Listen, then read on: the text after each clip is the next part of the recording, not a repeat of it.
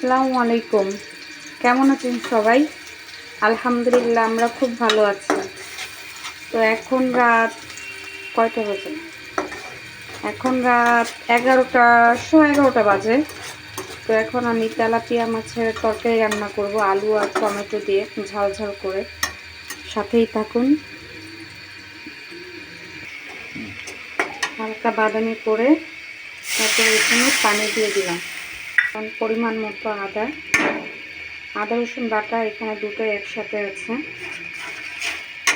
পরিমাণ মতো লবণ, পরিমাণ মতো হলুদ, শুকনো মরিচের গুঁড়ো, ধনিয়া গুঁড়ো, জিরা গুঁড়ো, সব কিছুই আপনি আপনার ইচ্ছা মতো দিতে পারেন। যে যেমন ঝাল খায় সে চাইলে তেমনই দিতে পারেন। আমি একটু ঝাল ঝাল করে রান্না করছে। তরকারি স্বাদ হয় মশলা কষানোর উপর। যখন তেল উপরে দেখা যাবে তখনই পারফেক্ট কষানো হবে। এর জন্য অপেক্ষা করি।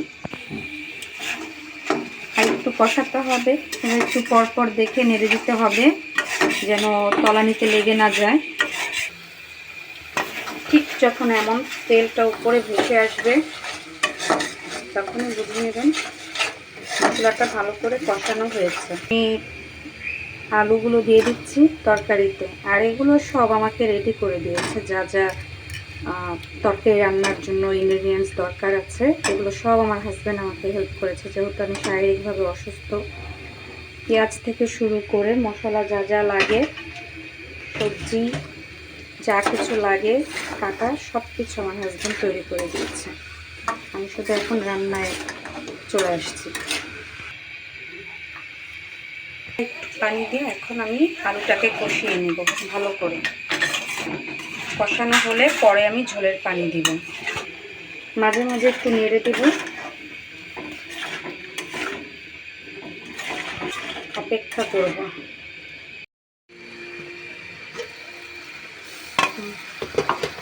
আলুটা আমার কষানো হয়ে গেছে।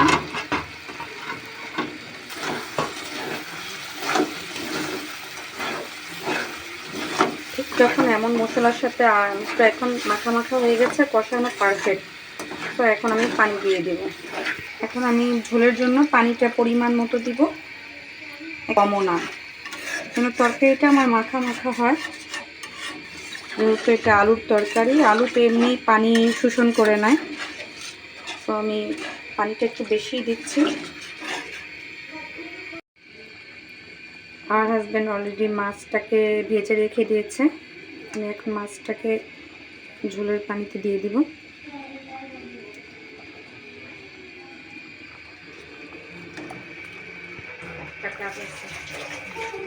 কয়েকটা কাঁচামরিচ এভাবে অর্ধেকটা ফালি করে দিয়ে দেব।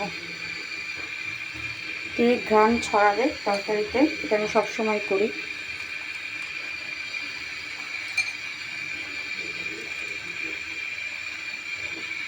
সেভেন্টি 70% আমার তরকারিটা হয়ে গেছে।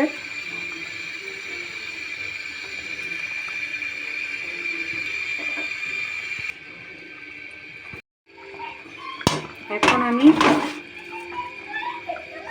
তরকারিটা প্রায় শেষের দিকে।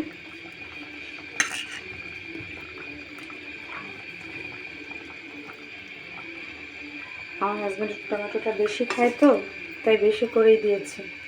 আর উপরে ধনিয়া পাতা দিয়ে দিব। 5 মিনিট পর তরকারিটা ফাইনালি হয়ে যাবে।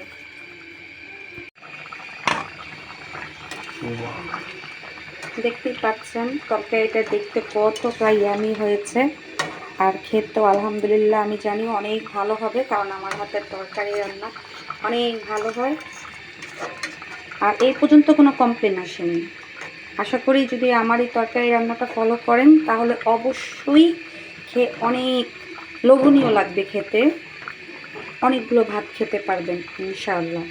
একবার বাসায় অবশ্যই ট্রাই করবেন এবং আমাকে কমেন্ট করে জানাবেন তরকারিটা কেমন হয়েছে।